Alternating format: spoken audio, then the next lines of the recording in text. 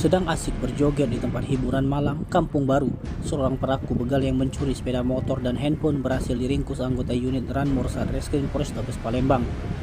Pelaku bernama Alim Munandar, warga desa Petulai, Dangku, Kabupaten Muara Enim, Sumatera Selatan.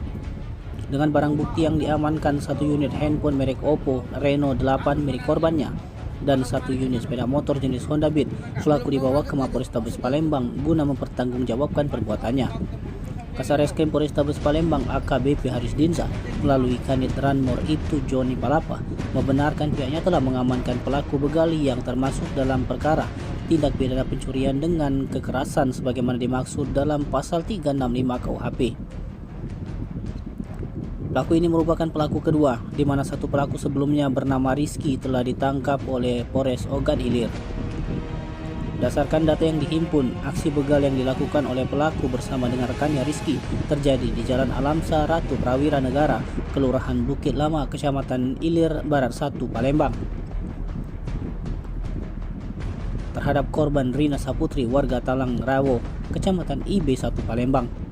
Kejadian berawal ketika korban melintas di lokasi kejadian, lalu sepeda motor korban dipepet oleh pelaku yang dikendarai oleh kedua pelaku.